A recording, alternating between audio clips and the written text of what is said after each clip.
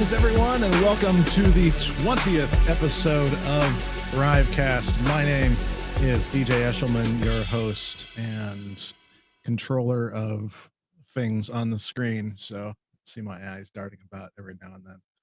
20. It's hard to believe.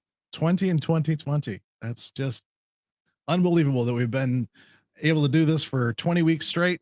I haven't missed any. It's been fantastic. And thank you, as always, for joining us. If you're joining live, make sure you give us a comment and let us know where you're here. Keep in mind there is about a 30-second delay or so, but nonetheless, welcome to our live cast today. And if you're on the replay, go ahead and give you the comments. We'll try and get those as rapidly as we can. If you have any questions, feel free to let us know. Let's bring on my co-host, Jeff Pitch. Good morning, Jeff. Good morning. Was that a dig at me for missing a few episodes? Is that what I heard? Man, that's cold. No, I don't think it was, but it's interesting you interpret it that way. Yeah, for a second there, I thought you were going to say that you were the controller of 2020, and then we were going to have a few words about that because this has been a great year.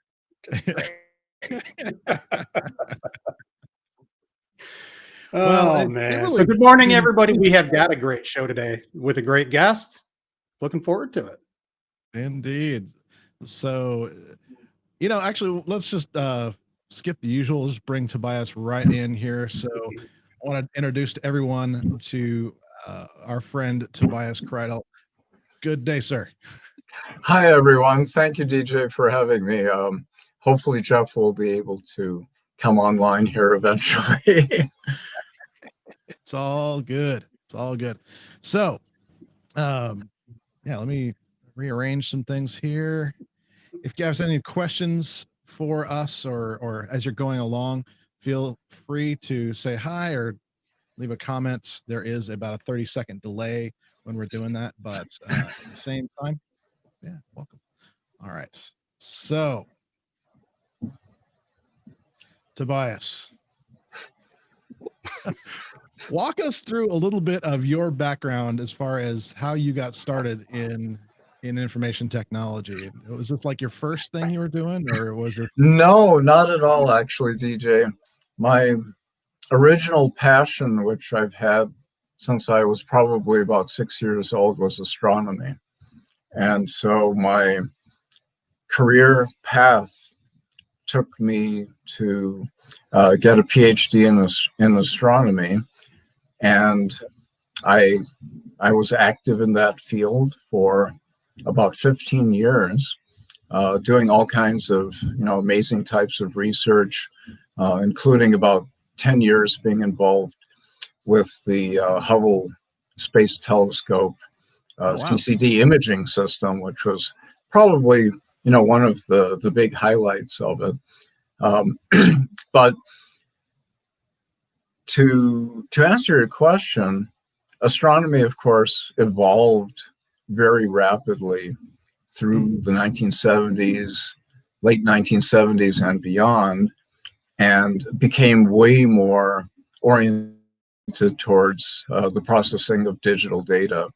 And hence what used to be done on pen and paper and with simple calculators became revolutionized by the use of computer systems. And one of the things that fascinated me very early on was digital image processing, which of course involved very heavy computational loads. And this is what really drew me into the whole computer field. And by necessity, of course, it meant also in order to be able to process your data, you had to learn how to program, how to manipulate data, and so forth. Yeah. And one of the upshots of that is, of course, people are always looking for a free ride, right? And so our professors encouraged our students to not only learn this, but also how to do system administration and so forth. And so this kind of grew as a as a major secondary activity, which really became a necessity to do in parallel along with the research. And after about 15 years, what basically happened is that my funding sources got harder and harder to get. I found I was spending probably about 30% of my time trying to write research grants and so forth. And having just started a family at that time, the realization came that the stability of the family really was much more important. And hence the career switch to IT. That took me to Northern Arizona University. And I ended up, surprisingly, spending a little over 25 years there for the rest of my career, which was all involved in IT. Very cool. Very cool. Yeah. So that's, I mean, it sounds simple. It does. But yeah, well, I mean, as far as like my career path, which involves, I lost count of how many companies that I've worked for or with at this point. You know, it's kind of, especially as a consultant, you kind of just lose track. So it's cool from that perspective, but kind of just very distinguished, I guess is the word I would use there. Well, really, I only worked for 3 different astronomical institutions. I spent 1 year at the Ruhr University in Bochum, Germany. And then afterwards, I was at Lowell Observatory for about 13 and a half years. And then I spent roughly not quite a year down in Tucson at a private research institution called the Planetary Science Institute. So I'm probably one of the very few people who can literally count on the fingers of one hand all the different jobs that I've had throughout my entire lifetime. Exactly. That's actually kind of cool, though. I like it. So how did you, how did that work at the university as far as blending kind of administration and other duties? Well, as you know, every institution has a certain amount of bureaucracy, and you spend a lot of time doing, meetings and planning and, dealing with finances. Among other things, I ended up having to communicate with a lot of the different vendors in terms of planning purchases, for equipment, for licensing, and all this kind of thing.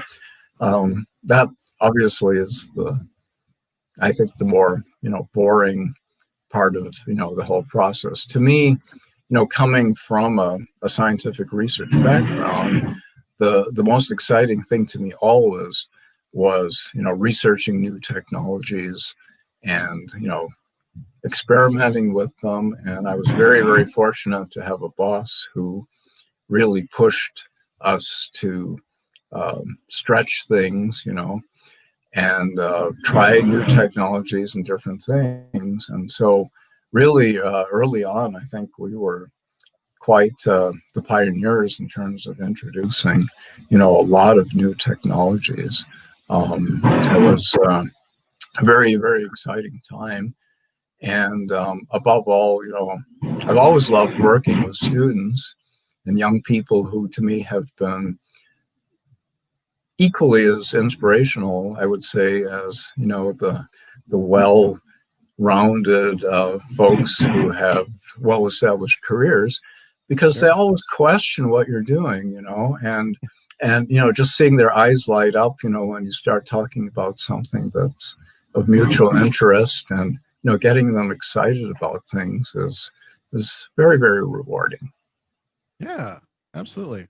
So one of the things we wanted to do on this episode especially was kind of walk through the last 20 years of technology and kind of highlight some things that have been significant. And so we felt you had a very unique perspective on this, especially because of what you just said, where being kind of on the bleeding edge a little bit of things and being able to push some limits with a lot of things earlier than a lot of people might have had the opportunity to do so. And there's certainly some things that you're known for, and that I want to get to that too. But honestly, let's walk through the first maybe 20 years of, or the last 20 years of technology, and kind of what things you feel have been significant in that time frame. Well, we'd probably really need more like 24 hours to do that. But honestly, DJ, I spent a little bit of time yesterday thinking of things, and I think I really kind of boiled things down to what I feel were maybe the half a dozen or so most important milestones. I'm going to start with the internet because, before the internet,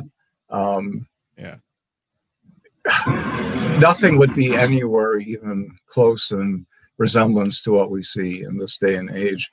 And I remember back in probably the mid 1980s that one of my coworkers at Lowell and I, got really interested in this newfangled thing called BitNet, which was a very old and very primitive sort of technology, but it still worked.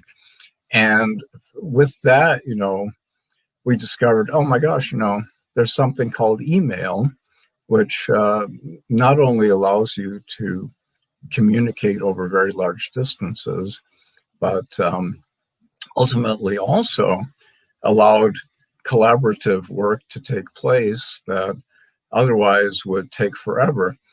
For example, I was working with an American astronomer who was resident in Cape Town, South Africa. And when we sent letters back and forth, it was a week each way. And so one set of communications was 2 weeks. Well, with email, even though things typically got relayed through modems and so forth, we could actually have a turnaround in a day. And not only that, but it wasn't just, something scrawled on a piece of paper, but we could actually send manuscripts and data back and forth. So that was extremely important. I think along, of course, with the internet, the World Wide Web was also extremely important. In early 1994, I actually brought up a website which, if I extrapolate backwards, probably was among roughly the first 1,000 or so in the world. And, the fact that you could do something like that just blew me away. Right. So with that, of course, grew things like social media, information sources like Wikipedia, all kinds of, access to applications that normally you could only get, in a static way. Yeah. And that, I think, had an extremely profound influence over the way people do research, the way people communicate, and so forth. The telecommunications industry, of course, plays an extremely important role in all of this. Now, the fact that, cell phones, have as much power as a desktop, essentially, anymore. The fact that applications are ubiquitous. You can run almost anything from any imaginable device anywhere in the world, has completely changed the whole paradigm of being able to work and play. And let's see, what else do we have here? I would say that distributed computing and cloud computing have also become, especially within the last few years, exceedingly important, because the ability to decentralize where your computing facilities are parallels in many ways the ability to use, whatever technology you have, both mobilely and statically, in any imaginable way. GPU technology. We don't think about it that carefully, but not only do GPUs, of course, give us the ability to do graphics processing in amazing ways. But perhaps almost even more importantly, the parallel processing abilities of GPUs has made it possible to accelerate the speed at which computations take place way beyond what Moore's law, has been predicting for something like 2 decades now, right? Yeah. And so what we're seeing now is that the majority of the world's fastest supercomputers are all GPU based. Right. And with and as my last point, I think, with the ability to leverage GPU technology, one of the things that really stagnated back in the 1990s was, there was this big thing saying that artificial intelligence was going to become, the big thing. And the big problem back there was twofold. First of all, there really wasn't enough computational power to really attack the problem very well.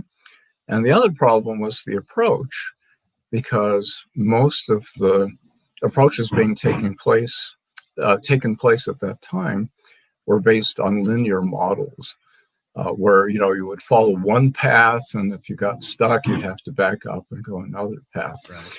What GPU technology has made possible is to parallelize things in incredible ways. And now combining that with machine learning and deep learning, the strides that have been made just over the last 3 or 4 or 5 years have been absolutely astounding. And these are going to have tremendous, far-reaching consequences.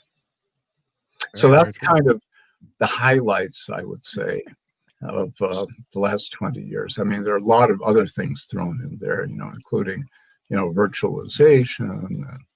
I was going to say virtualization is a big one. Core technologies and on and on and on. Like I said, we could easily go for 24 hours and discuss a lot of these things in detail. Well, what do you think, DJ? What do you think are the highlights of the last 20 years? Well, I think, like Jeff was saying, go ahead, Jeff. Yeah, I was going to say, I agree, Tobias. I was actually going to bring up virtualization, because I remember when I was working for a food distributor here in West Michigan, we got to the point where you had to run apps separately on physical servers, but yet we were overpowered with CPU and memory, but we had to buy, so we were buying just a bunch of 1U servers and racking them, stacking them, and not taking any advantage of all that CPU that was just sitting there waiting to be used. So virtualization was big. Yeah, virtualization is huge. Yeah, I would agree with that. Yeah. And Tobias, you've been kind of on the forefront of virtualization more so than a lot of people that I know. I mean, I think you were, as far as adopting true virtualization, your name comes up a lot for me. Probably because I'm a big Zen server geek. But I think a lot of gosh, I mean, some of our earliest interactions were more years ago than I can even remember. About that, and I probably wouldn't even be able to recall exactly when what the context of that was. Probably something related to Zen before even Zen server was a thing. Oh yeah. Really. Oh yeah. I remember, gosh, it's probably been 15 years with something called, I think it was called Red Hat Cluster or something like that, which was a very, very early incarnation that eventually grew into the KVM technology that Red Hat pushes today. But I played around with VMware fairly early on, and really honestly, the main push for us to Zen server at the time was that it was free, And in education, of course, you're always looking for whatever the cheapest solution is, much of the time, just because of the limitation of funds. And it was really revolutionary. And eventually, we bought into Citrix's educational licensing program for Citrix, which is great. And of course, once we established how great virtualization was, it made our lives a lot easier because we didn't have to get up at 3 a.m, to do, major changes, because, we could just virtualize a lot of different machines and keep services going, with no downtime, which was, a phenomenal thing. And then, of course, ultimately, that grew because of any usage of thin clients, actually, for, probably 20, maybe even 25 years at this point, that we got very interested again in thin client technology, and consequently with Zen Desktop and XenApp. Yeah, absolutely. And actually, to go back a moment, I thought back to as far as virtualization, it was always a cell of why. That was like, that was the big thing back then. It's like, and it was one of those easy ones to actually sell. I think for me, what stands out is very first of the millennium, the things we were dealing with just right off of Y2K, almost immediately dealing with the trade center attacks. And a lot of people don't think about what it took to keep the stock market up. It didn't go down. The stock market never actually went down, even though there was a direct attack and the entire system was pretty much obliterated. From that perspective, the stock market never actually went down. And what it took to do that back then with the Himalaya system and things like that, I'm not giving any inside information. I think it's been 20 years, right? We're okay. But the way to do that was very complicated back then. And what virtualization made possible is to say, if there is a disaster or something happens, we can very rapidly pivot. We don't have to lose those workloads and lose all that time and effort. I think I think that virtualization in general probably has contributed to more worldwide productivity than we really give it credit for. Yeah, I agree. Well, and continuity, I think, is the other big thing. I mean, and even with cloud computing, I think people have come to the realization that even, being a subscriber to a single cloud service is not even good enough in many cases, as has been demonstrated by a number of outages. Honestly, pretty much with each and every one of the major cloud vendors. And so this point that you made, DJ, about having backups, having services that run in parallel is really, really important. In particular, of course, because we are, if anything, even more dependent on the continuity of services in this day and age. I mean, look how many phone systems, for example, are completely digital now. It used to be the, Ma Bell, AT&T, was the gold standard in terms of stability, right. Which it really was, and the measure by which everything else was, pitted against in terms of reliability. But now that so many of these services are all digital, it becomes even more important. I mean, how many times have any of you folks witnessed that, when the internet goes down and you're at the office, everybody just kind of sits back in their chair because they can't do anything, because all of a sudden you've lost the ability to do almost anything. Right. And thankfully now with cell phone technology, at least you have the ability, or through various other Wi-Fi networks, to be able to still connect to many of these services and still be productive.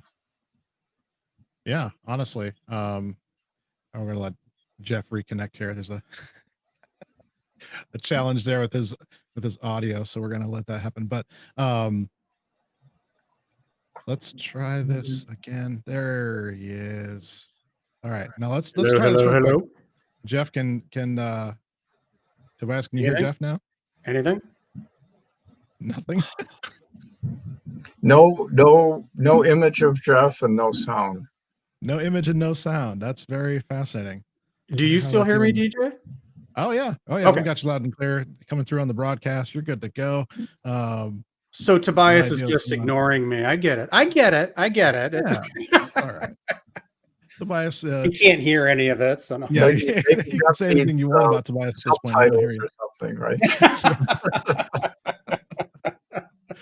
Well, as far as that goes, what I'm going to do is I'm going to try something here, just kind of wacky. I'm going to try making Jeff the only one on the screen and see what happens, and Tobias and I will chat in the background. So, Jeff, take it away.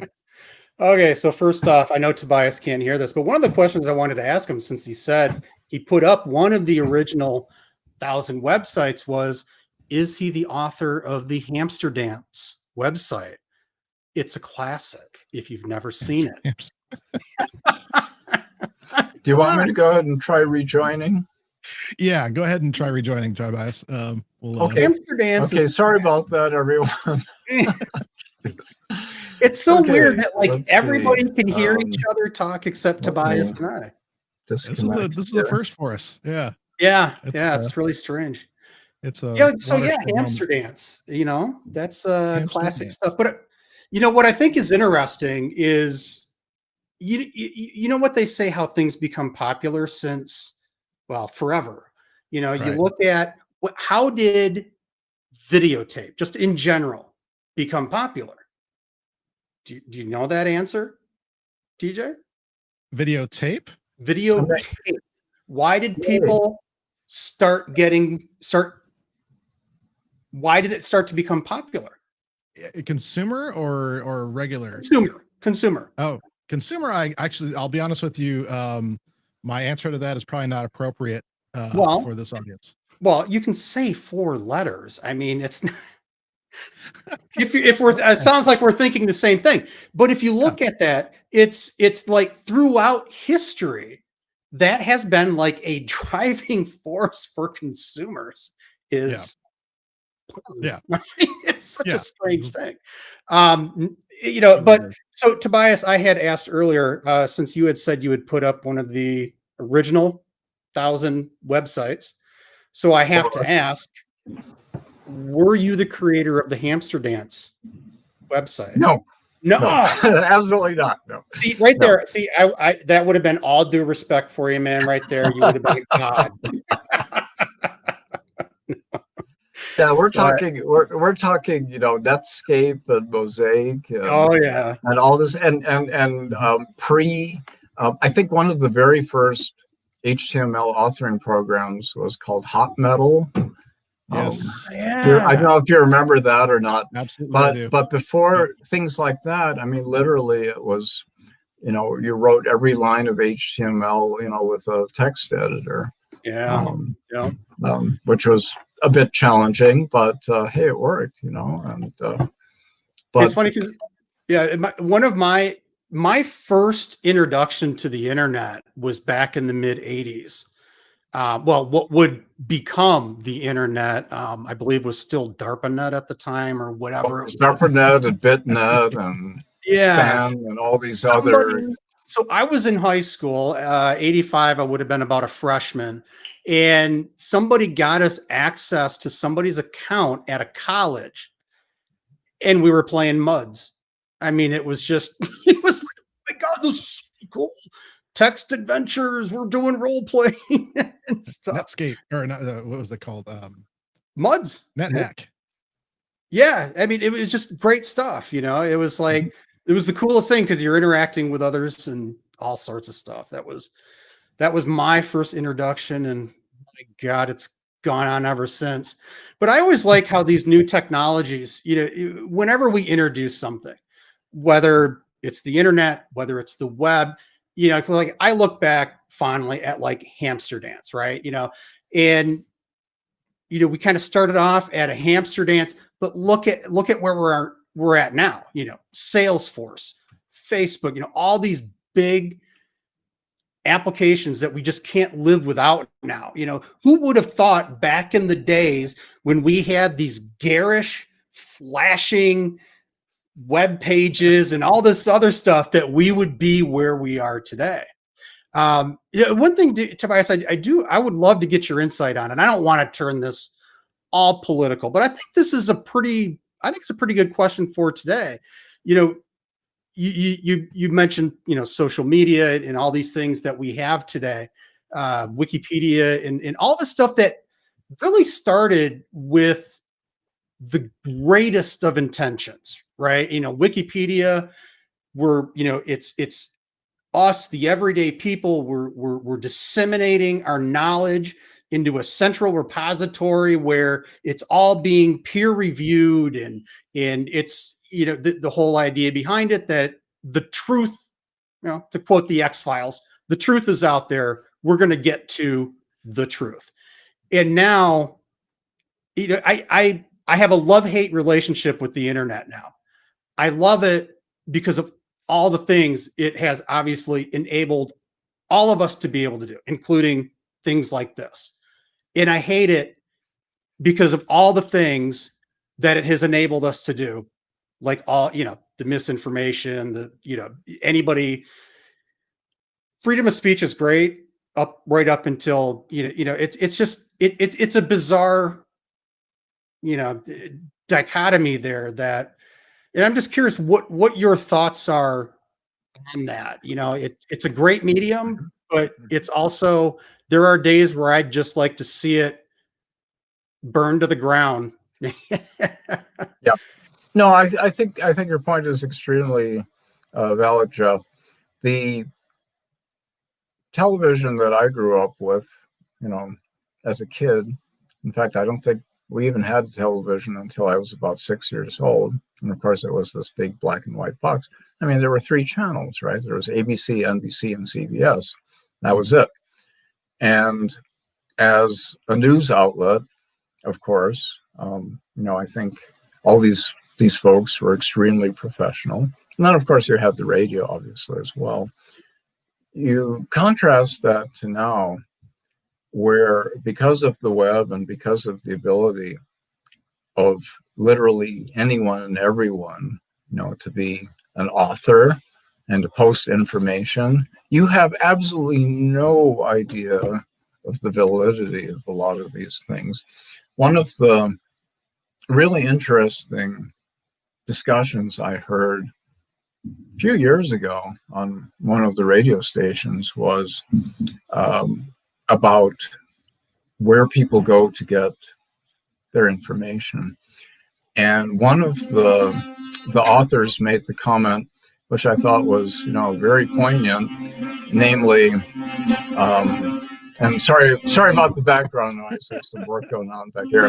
One of the comments was that, you should never get all of your news from a single source. The more sources you go to, the better, because you never really know what, you're hearing is really, valid or not.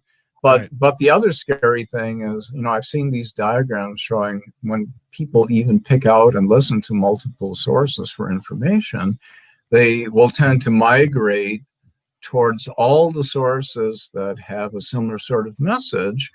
And the consequence of that, of course, is only to reinforce their own thoughts on this and make it even harder, I think, for people to remain more objective about the information, that they are seeing. And consequently, you kind of box your way into a situation where you become fully dependent on corroborating sources for information, and way less apt to be objective and think things through yourself, and you get into these, huge discussions that have thousands and thousands of people saying and, claiming the same things. And it almost has a a brainwashing kind of an effect, I think. And I think this is kind of what you're saying, Jeff, is the danger now, that our ability to just pull information instantaneously has made it much more difficult, I think, for people to learn to think for themselves. I mean, we used to have to memorize stuff left and right. Well, people don't even, do simple addition and subtraction anymore. They pull up a calculator application because, it's easier for them, right? Yeah. So there's a real danger there. I mean, it's a two-edged sword for sure. Yeah, and it's scary, because people get caught in that echo chamber, basically. Like you said, they're just going in a loop, reinforcing what they want to hear, truly believing they're hitting multiple different news sites, getting different perspectives, but in the end, they're just simply reinforcing their own beliefs and things like that. And I'm not picking on one side or the other, because all sides do it. I mean, it's just, but in the end, I think you are exactly right. And how I usually phrase it is just that we've lost the ability to do critical thinking, to think, to look at a sentence or paragraphs or whatever, and look at it and go, that just doesn't sound quite right. Maybe I should look into this a little further to make sure, or, to be able to take those statements or whatever it might be, and try, go and actually think through the process. And this is exacerbated by all these bots out there now, right? I mean, we're being inundated by information that is artificially created and designed to be misleading, and that's a very scary aspect of it as well. Yeah, it's funny, because I saw this just recently when the NBA, when the teams decided to take a night off, basically, from the playoffs, to the Kenosha shooting, and somebody took a screenshot of all these tweets against the NBA, but they were essentially the exact same message. All it did was change the team name and so it was different users technically, but it was the same exact message, but with different team name. And it's okay, that is exactly what bots are built for to do. And it's exasperating as in a situation that doesn't need to be, shouldn't be, any more than it already is. And, it's just people fanning the flames. And it's sad to see that this is what. Well, it's worse than sad. It's very frightening. Yeah. Yep. I mean, it used to be the propaganda machine was limited to the printing press and, to the radio and television. And even so, the ability to reach very large audiences was definitely more limited. Yeah. And now those limits are essentially gone. I mean, look how quickly information gets out. I mean, they say, for example, well, of course, people really haven't been able to go to movie theaters very much for a while here now. But prior to that, they would say that within 3 hours or so of when a new movie was released, because of all the social communication, it was clear, whether it would, make it or break it, just because the feedback mechanism and the speed at which that took place were so rapid that people don't wait for movie reviewers to write an article anymore. I mean, everybody's out there already doing it pretty much in real time. So very, very different kind of a situation that we deal with now in terms of this information flow, including to your point, Jeff, that a lot of false or misleading information is being very deliberately propagated. Yeah. Sure. And a funny thing is, I go back to a conversation in my mind. Actually, it was about 20 years ago, when this is before Facebook, before any of that social media stuff. But we were having a discussion with my friend Aaron about this.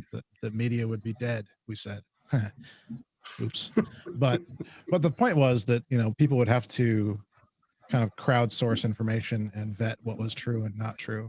And there's good and bad to that, but yeah, it is what it is. And it's something that at least there is the ability. Now we're just learning how to deal with it. And that's true of the internet always, right? I think back to, the early 90s and things that were going around, email spreads about, what was the classic one about Procter and Gamble? I think it was just always like this early viral video, or not video, but email that went out that just got spreading around that they were up to all these things, and it turns out none of it was true. Sorry. But Right. Yeah. And I've got an email from a Nigerian prince I need to respond to, guys. So I'll be. We'll let you go for that. Here's an interesting story. Back in probably about the mid 1980s, I received not an email, but an actual written letter from Nigeria with the same kind of thing. And so if you think of it now, to send letters out like that, was a very slow and very costly process, compared to being able to send thousands and thousands of emails. And, even if you get a 0.1% response rate or whatever, right, it's still worth it because it costs you virtually nothing, right? I mean, there's the other scary aspect of misuse of modern technology. But that's not to say there is a whole lot of good out there as well. I don't mean to make it hard. Well, in some dark age of technology. From the educational viewpoint, I mean, we saw at NEU that many years ago. In fact, before the internet and World Wide Web and everything, NEU was still doing TV broadcasts that were streamed to various sites around the state of Arizona. I think there were about a dozen or so, where remote students could go in and sit in the classroom and watch videos. And so that, of course, evolved into, web-based courses. And then, of course, into, commercial products, like Blackboard and, various other companies that specialize in providing the delivery and dealing with online classrooms and things of this nature.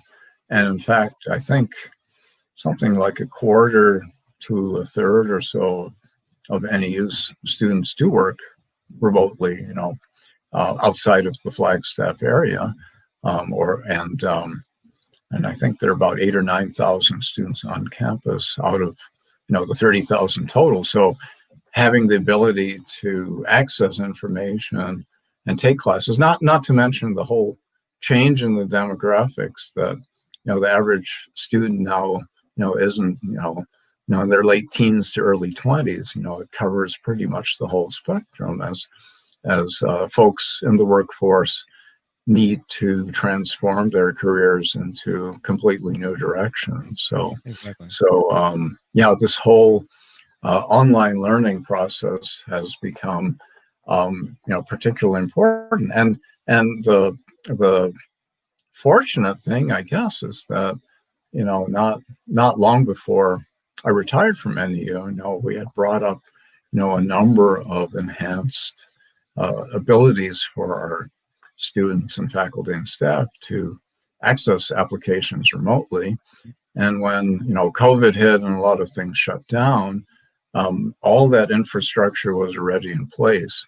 All they really had to do in some cases was to ramp up, some of the equipment to be able to handle somewhat higher loads. But being ahead of the curve and ready for knowing that a lot of students want to be able to do a lot of their work. In the middle of winter, you don't want to have to walk across campus, or, if it's dark or sketchy out there, you really don't want to, put yourself into a compromised situation.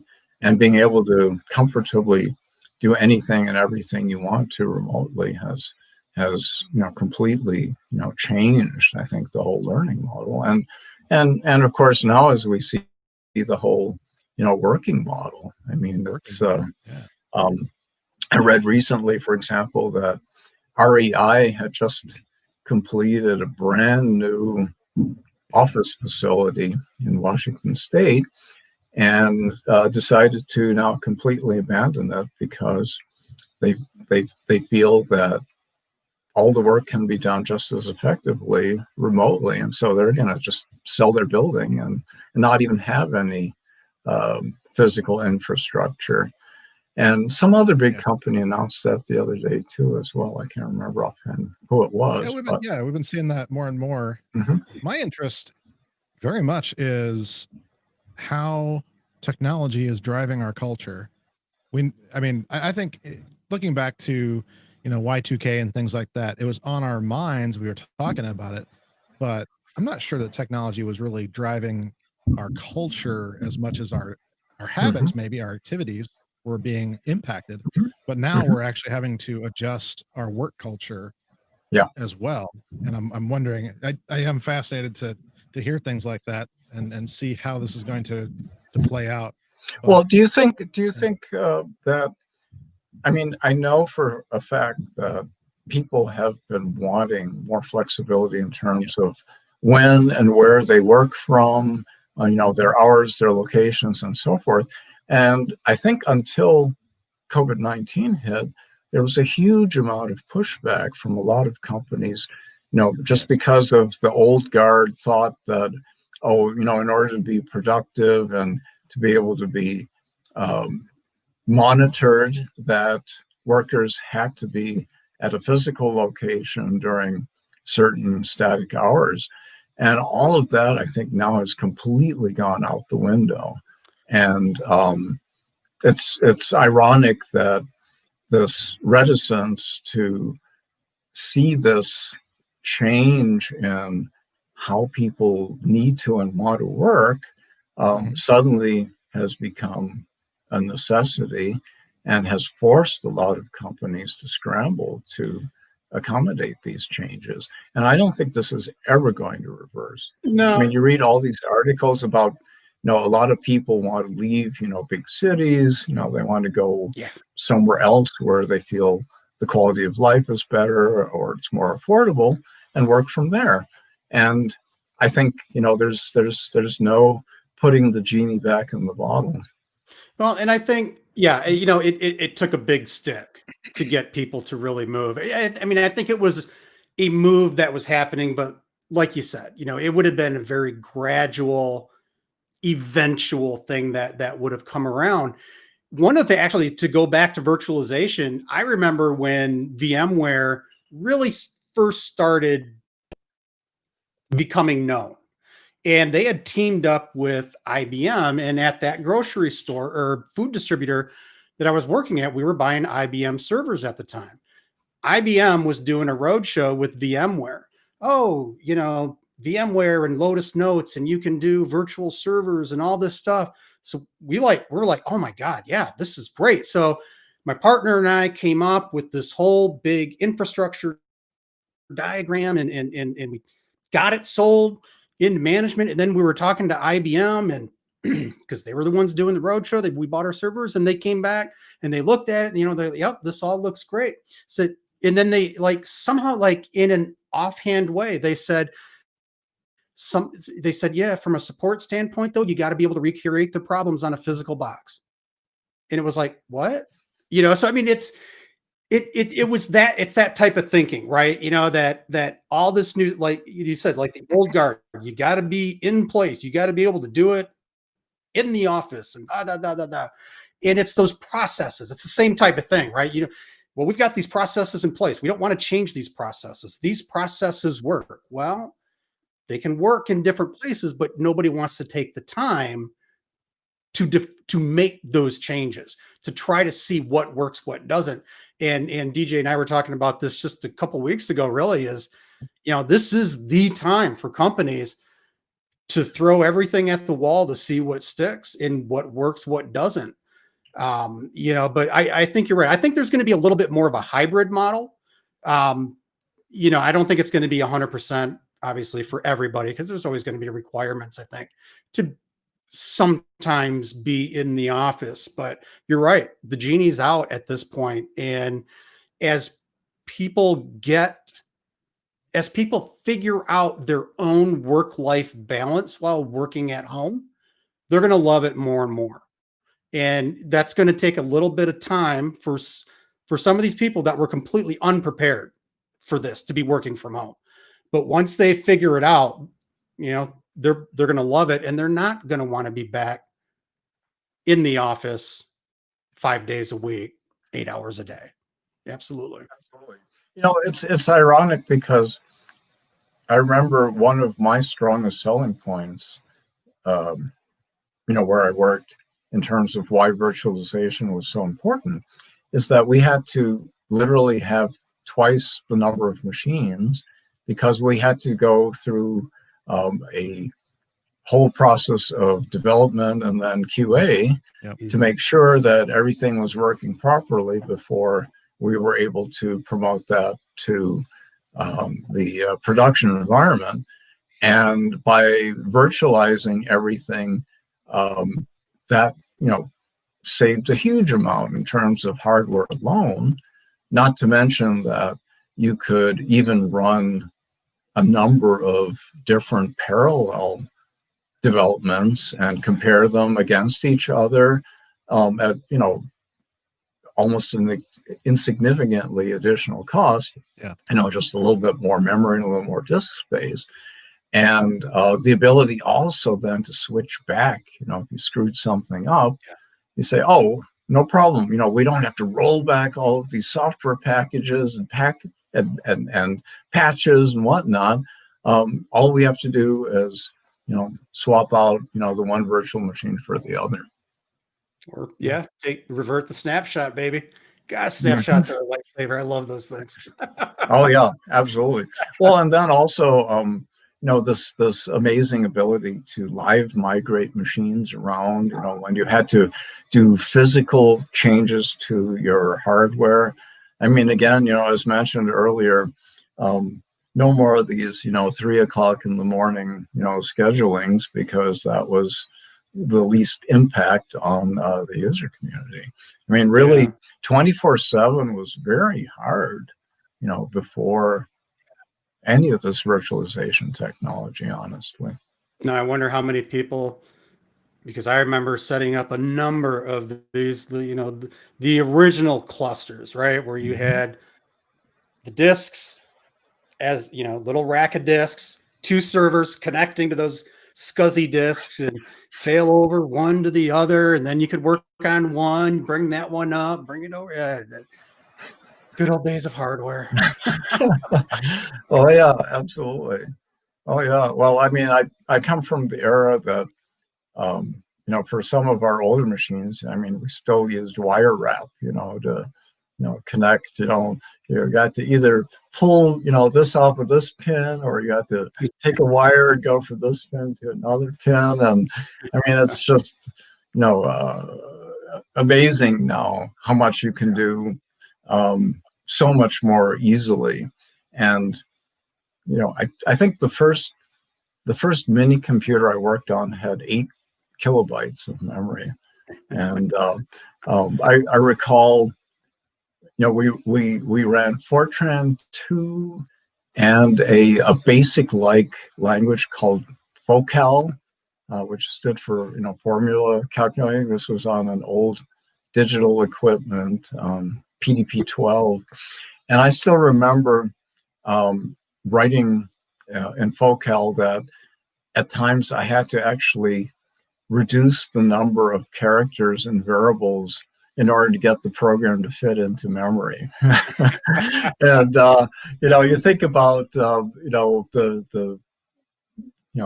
many gigabytes of, memory that modern day machines have, and nobody thinks, anything about, what the heck, I'll just declare this huge array. I don't care if I need it all or not.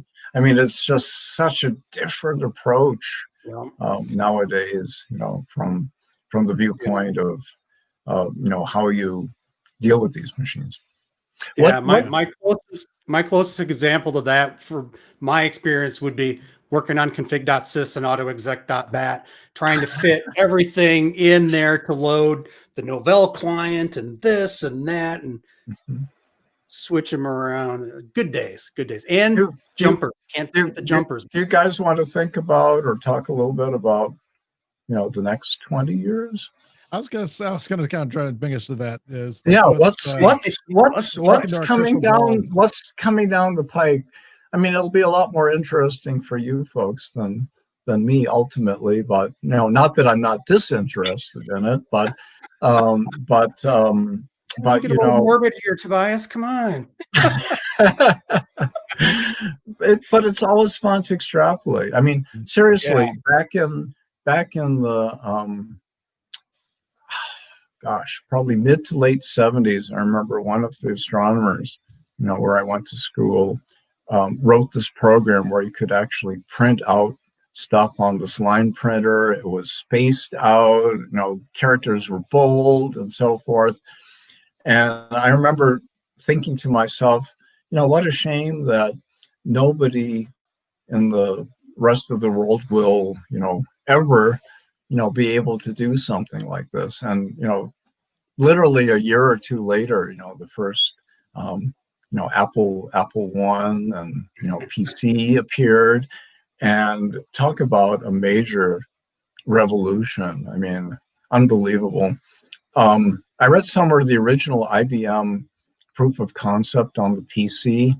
I think their prediction was that their PC would have a lifespan of about 10 years and would sell about 300,000 units. And so this is why gazing into the crystal ball is so difficult. Yeah. Because, I mean, seriously, the stuff, when I look back 20 years or more, I honestly did not see probably 90% of the stuff coming.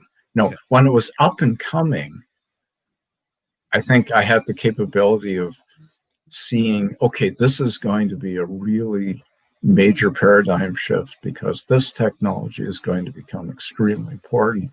We need to, get on the ball and get with this really early on.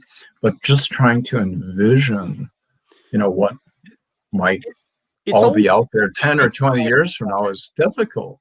Yeah, because it's always the big thing. Like, I think the internet, I mean, I look back and, we didn't really, the average person had no idea really about DARPANet and BitNet and all that stuff back there. Mm-hmm. But, then the internet, when it started kind of getting out there, and then the web hit, I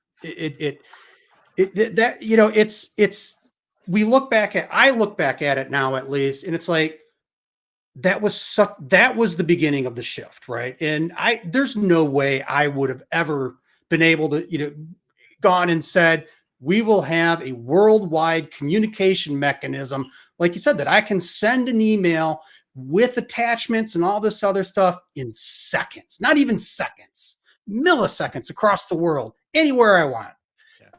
And I'm going to throw this in there. And I know people argue, I've had people argue this, but the iPhone, yes, cell phones, people were buying cell phones. A lot of people were getting cell phones, but that was another, in my opinion, huge shift like you said, we've got more power in our phones now than we've ever had. I mean, they got as much as computers do now, PCs and desktops. And that's a shift. I mean, if you look back over the phones, I mean, what was it? The Razor, the Motorola Razor, that was like the ultimate popular phone at that time. And it was skinny and small. So you could fit it right in your pocket and take it right back out. And it didn't take up any room. Now, we're talking these big screen phones now, Yeah. I mean, it's those shifts in, it's always those things that to me is like, they take you by surprise because you can't predict them. You don't see them coming.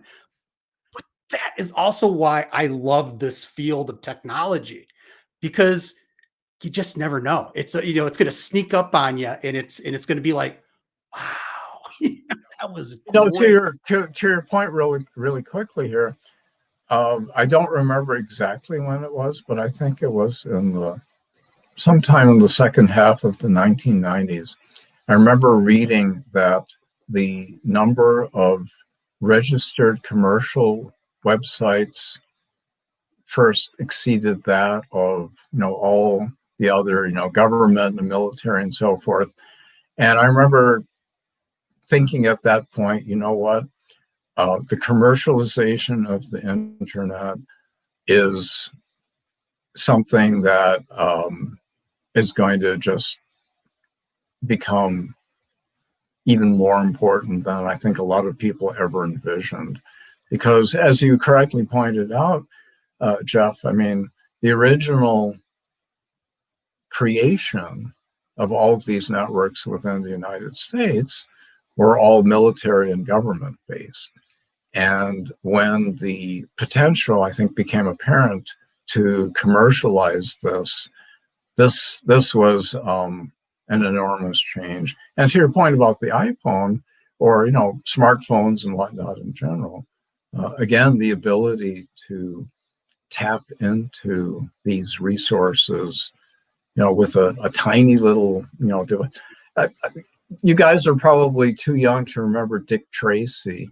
Well, Dick Tracy, was this, detective guy, right? Yeah, exactly. I mean, first it was the two-way radio, right? And then eventually it became the two-way TV. And wow, and I remember, I was a huge Star Trek fan. I remember watching it, as a teen, I guess, when it first came out. Gosh, what, 51 years ago or something like this now.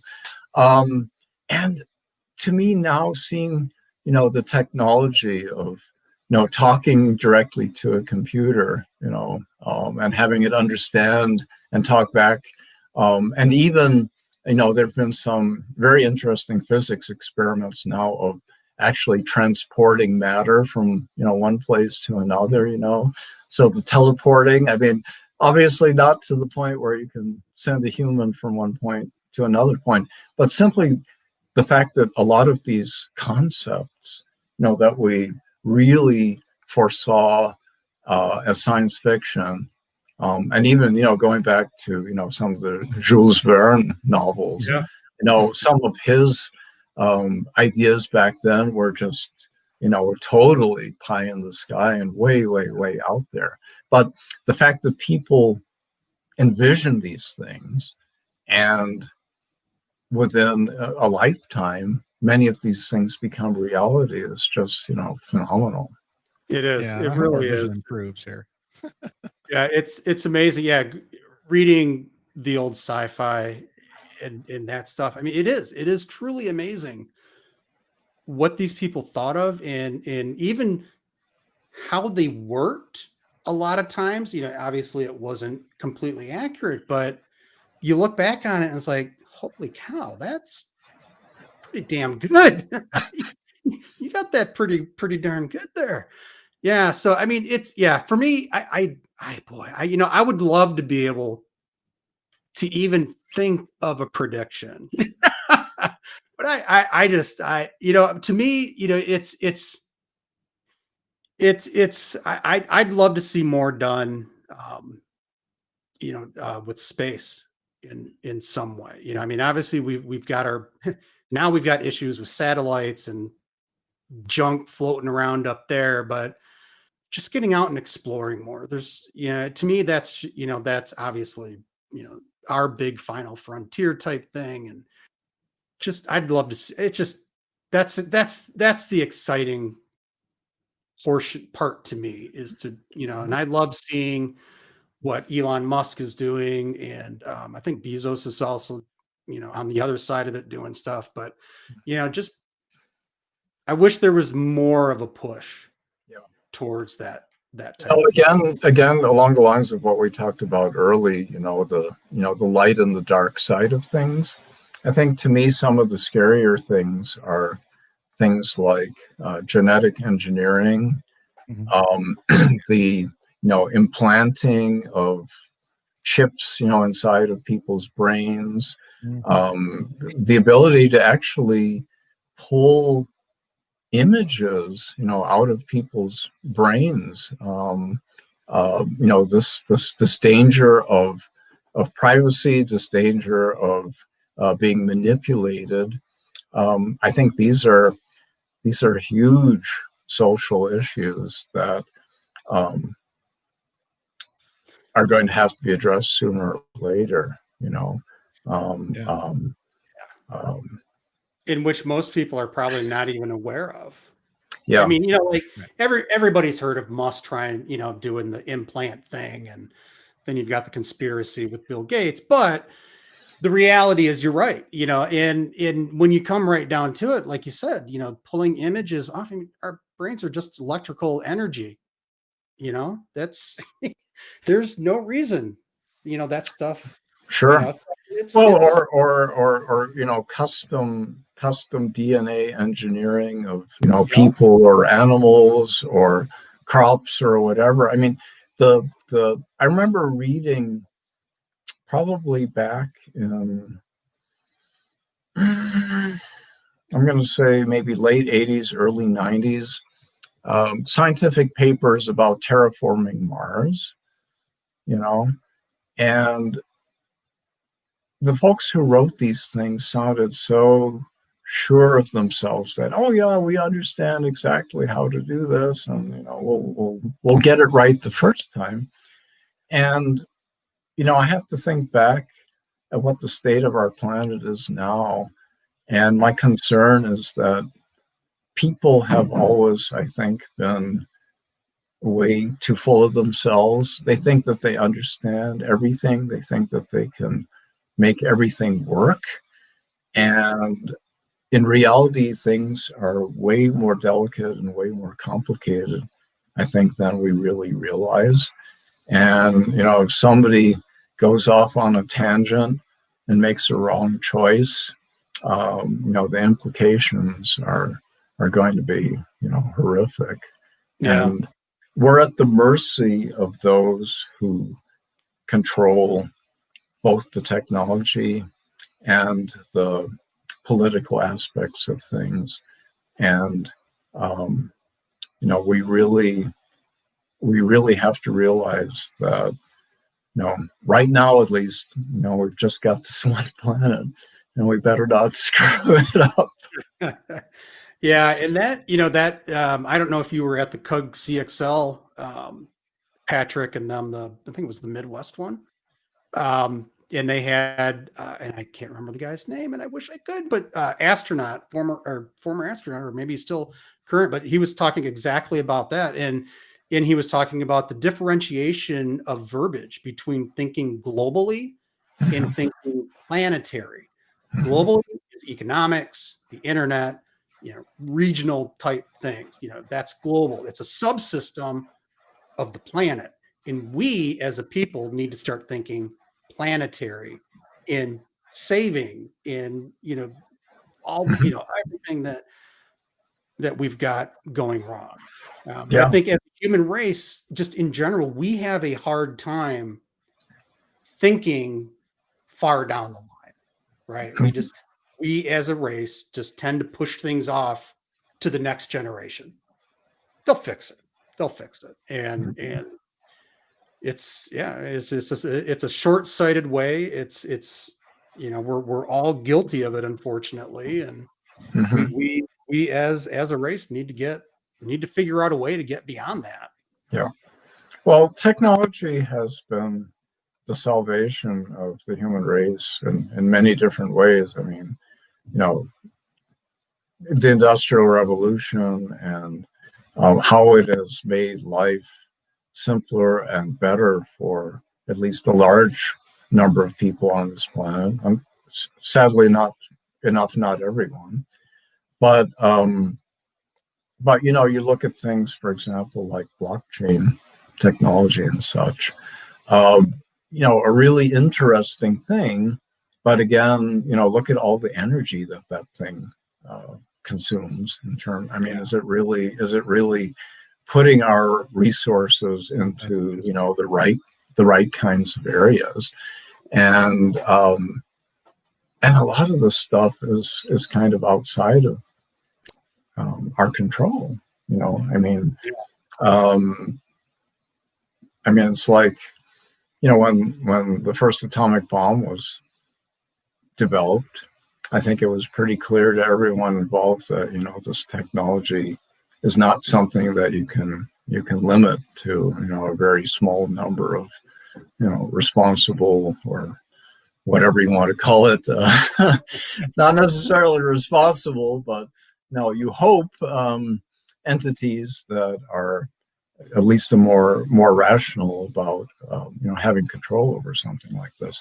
But a lot of technologies, once they're out there, there's no stopping them from being propagated to essentially anywhere and everywhere.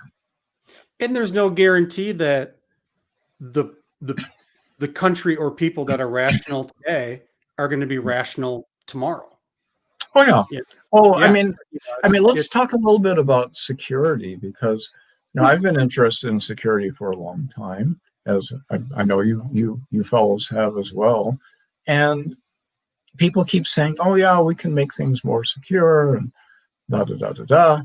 And yet, you're never going to really achieve that 100% case.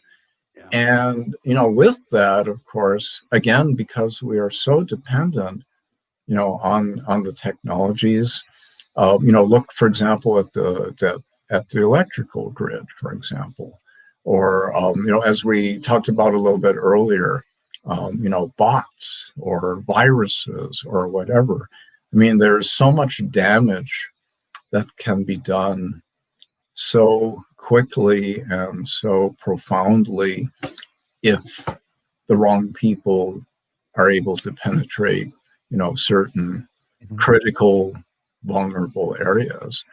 I think a lot more emphasis is going to have to be put on developing better protection mechanisms for these kinds of things.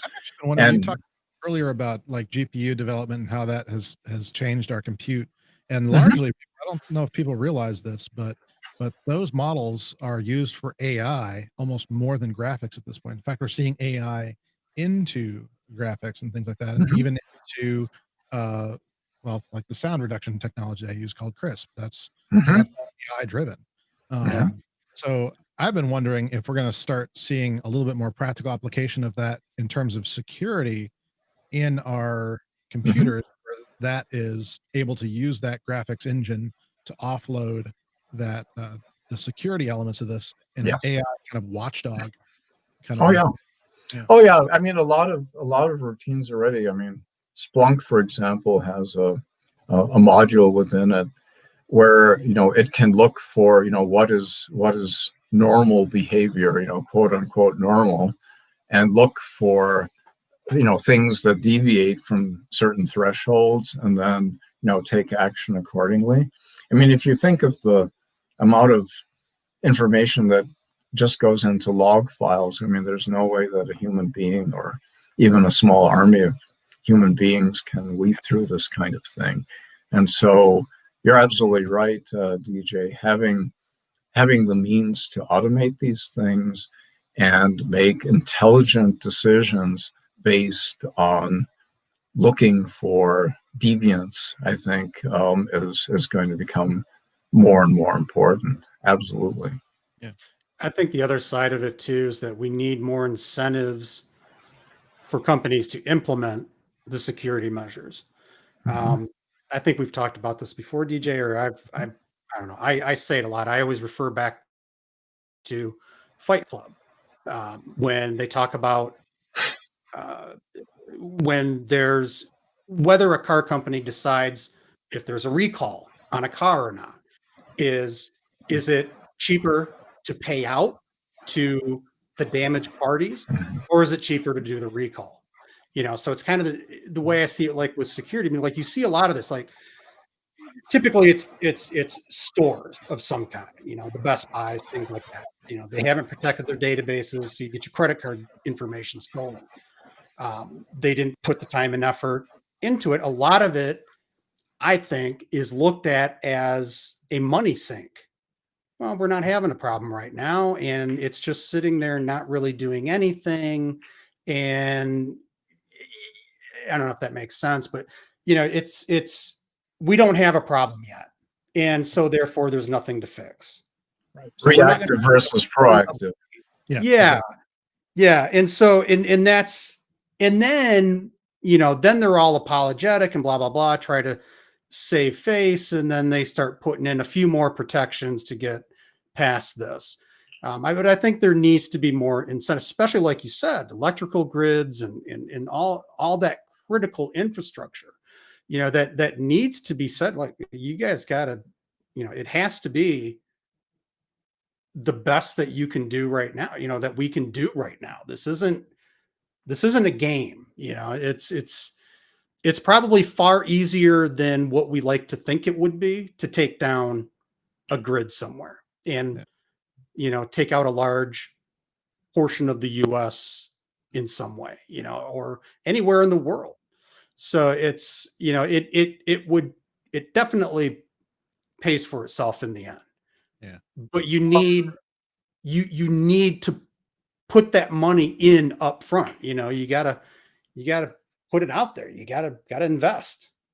Our infrastructure was never designed with the thought that it would be so interconnected as it is now, and so dependent on the integrity of these connections being maintained and being secured. And yeah, you're right. Nobody wants to spend the money or the time and the effort to completely revamp these things. Yeah. But to your point, when something happens, it's too late, and the ramifications of having to fix all this stuff after the fact is really, really bad. I mean, not even necessarily from a cost viewpoint, but just from the viewpoint that any interruption is you mentioned Wall Street earlier. Well, if something happens that has a major impact on our financial institutions, who depend to a very, very high degree about on electronic funds transfers and just general individual as well as business banking. These are very fragile and very vulnerable components that really, really need to be addressed. And sticking your head in the sand and playing ostrich is not probably the smartest way of approaching this. 1998. I mean, it works great until the point when something actually happens. Yeah. And then we're in reactionary mode, and then that never fixes anything. It's a Band-Aid to get through where you're at now. And typically, unfortunately, those Band-Aids tend to stay in place until the next issue hits. Mm-hmm. Mm-hmm. And it just never gets quite taken care of. Oh yeah, right. I mean, we've seen again, as mentioned earlier, that as important and widespread, cloud technology is, it's prone to having all kinds of problems as well. Yeah. And again, we have this dependency, and it's not anymore like, oh, if a hard disk fails or something, that you can walk into your machine room and take a peek and see a blinking red light or something, and swap it out and deal with it yourself. You've got this very high degree of dependency on things that are completely outside of your direct realm of control.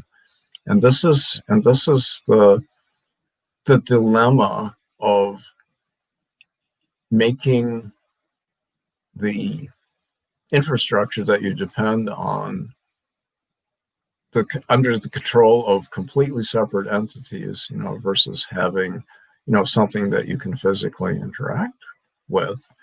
And the trust factor, of course, becomes even greater, when you have to depend on, some other external entity that you are very highly dependent on.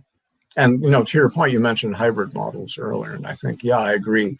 I think those are going to be around still for quite some time, because let's face it, not only clouds, but, the internet in general, is not at the layer, or at the level, I should say, of technology, of dependency as, the old landline phone system. Right. And it may never be, because you look at the complexity involved, every additional, bit and piece, gets more and more complicated. The average Joe or Jill could work on a car motor, 30, 40, 50 years ago, because, everything was pretty standardized, and, all you needed was a wrench and a screwdriver, basically. Yeah. And nowadays, given the insanely complicated electronics involved, good luck. Yeah. You have this similar sort of dependency. And to that point, you look at some of these higher tech, electric vehicles, for example, where you are completely dependent when a new software download, goes in place. Is it going to work? And this is again, again, extrapolating onwards. I think self-driving vehicles will happen sooner or later. Do I feel very confident in the technology right now? I don't know. Honestly, I am amazed what these companies have been able to achieve. It really is phenomenal that things are as far along as they are now. Yeah. But it's these little edge conditions that I think machines still are having some difficulties with, that raise the greatest concerns. Not that humans are the greatest decision makers either. Honestly, I think there are distinct cases in which machines can make better decisions. Good example, going back to GPUs and image processing. The fact, for example, that diagnosing certain conditions from X-rays now can be done better in many cases by machines, because an average doctor might see, I don't know, maybe a few hundred of these X-rays through the course of their career. And if you combine the information from hundreds or thousands of doctors and train your machines to be able to look for these things, they're going to be able to do a much more objective and predictable analysis of these data, I think, than any individual. Hey, it's Friday afternoon, I'm tired, my train of thought is not going to be necessarily the same as it is, say, Monday morning. And machines, I think, do extremely well under these circumstances. But you're always you're always going to hit certain dilemmas. I mean, there's the famous, railroad car, rolling down the track switch thing, where somebody has to make the decision. If it goes this way, it's bad. If it goes the other way, it's also bad. How do you consciously deal with such things? And, how can you give a machine, the ability to analyze and make a best decision, based on something which really is based more on morals than it is on technology. Exactly. And these are, I think, going to be some of the really, really huge challenges ahead of us. Quite possibly. Yeah, that's a great point. And to get even more serious about this, Tobias, the hair. What, are you growing that back? Hey, it's COVID, right? It's like, who goes to a barber, when, so I guess the bigger question here is, what's it going to take to get Jeff Pitch to there we go. This out? Oh man. Yeah, Jeff, you're the outlier, right? Growing that out, that's easy. That's the easy part. I can have a little something by next week. Won't be as glorious as yours, gentlemen, but I got to ask you the day when I'm going to stop growing, and I'm like, I don't know. Anyway, gentlemen, we've come to the end of our time here, but Tobias wanted to thank you for coming on and actually give you a chance to give last thoughts for us today. Well, the IT field has been extremely exciting. I mean, astronomy was exciting for me as well. I'm really blessed, I think, to have been able to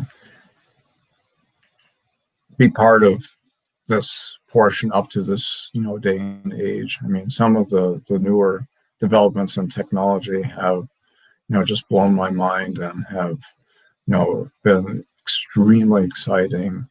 And I feel very fortunate to, have been given the opportunity to be a part of this. And, I see, folks like you around who are just masters at what you do and are just going to keep driving this forward. I mean, we talked earlier about some of, the trepidations of how technology has its light and dark side in the future. And, to me, having had the opportunity to interact with folks like you gives me at least a fair degree of optimism that, things are going to be in good hands. I mean, I think there are a lot more good guys out there than there are bad guys. And, approaching future problems and issues with intelligence and with integrity and with morals, I think is just going to be so important. And again, having had the opportunity to interact with so many of you folks really gives me some confidence that things will be challenging, but they'll be able to be worked out. And I just wish that you have as much fun, over the next 20 years as I've had over the previous 20 years. And it's never going to be boring. It's never going to be without its challenging times, but I think the rewards are going to be tremendous. And I wish you all the best looking forward. And thank you so much for this opportunity. It's been a lot of fun. It's always interesting to reminisce and think back of some of the things that one has experienced, but also dream a little bit about the future. This is what differentiates us, I think, as human beings. We constantly think about things. How could things be made different? How can things be made better? And what can we do to help improve our world, overall? So thank you again. Well, Cool. thank you, sir. I do we have to stop? Because this is great conversations, man. Don't have to. It's why I We said can at have the a part beginning. two. I think we could Well, go you know what? 24. Why don't you folks think about maybe a part two? We'll do part two. At some Yeah. I point think we'll have in to. the future. I Yeah. mean, we can gladly take it from some of the topics that maybe we did not have the chance to cover in detail and expound on those, and think about some of the other interesting things that might be entertaining as well. Indeed. Play some music. Yeah. There we go. Just have a little around the campfire kind of thing. Yeah. Yeah. Well, Tobias, thanks so much for being on. We really appreciate it. And we'll definitely have you back on again and have more great conversations. So thanks for being here. Again, I greatly appreciate the invitation, DJ. Jeff, it was truly my pleasure. And thank you so much again. Indeed. Thank you. Thanks. All right, Jeff, last thoughts. Last thoughts, man. This was a great one, talking with Tobias, going over all that stuff. And I love that he came out of astronomy into IT. I don't know why. That's just great. I don't know, maybe because astronomy and stars and space has always been something I loved growing up.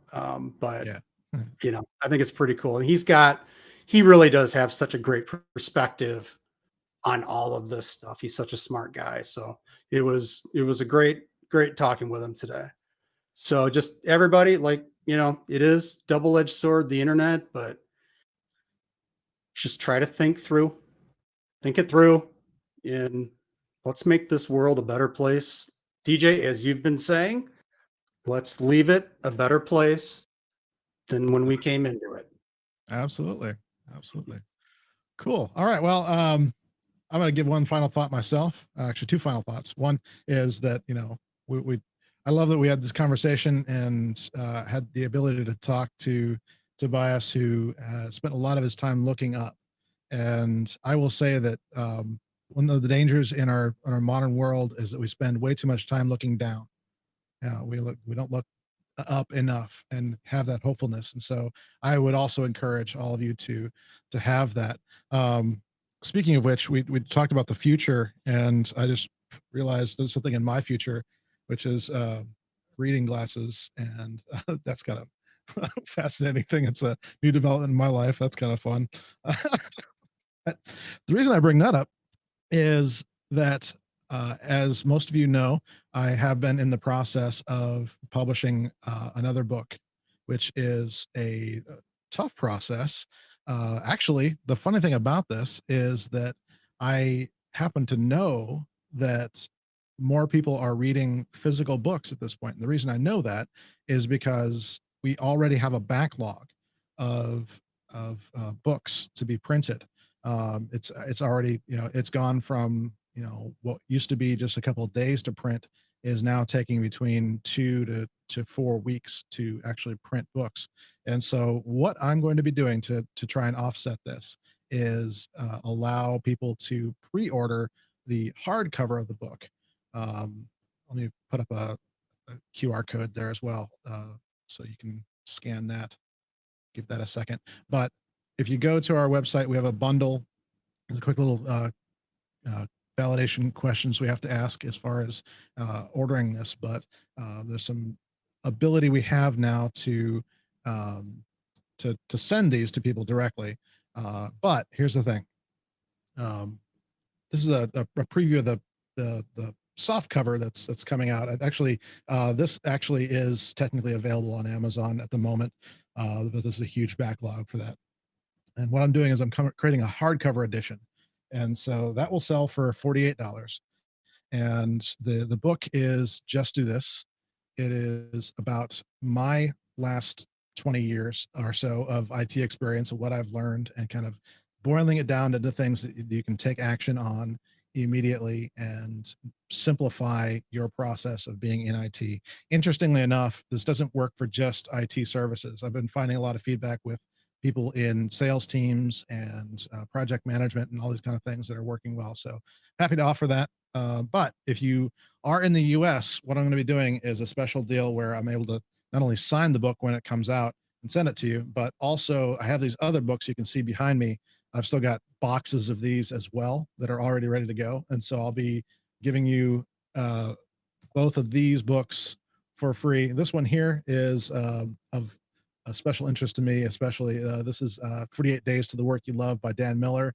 This is the book that actually took me to the next level as far as not just being an employee, but actually deciding to go independent in the right way and take my career to the next level. So I wanted to give you kind of a three-pronged approach as far as that goes, where you have some knowledge if you're in the Citrix world, some mindset if you're just doing work, which we all do, and then obviously my words on the matter as far as that goes. So those are available to you right now. Just go to thrive-it.com/book bundle, and we'll keep that up as long as we can. In fact, I need to go after this and actually extend the offer a little bit because of the aforementioned uh, delays in printing. So we're gonna just keep that going. But that's a great way to support what we're doing with this channel. That obviously things like that are how we support ourselves. We don't have corporate sponsors or anything like that necessarily.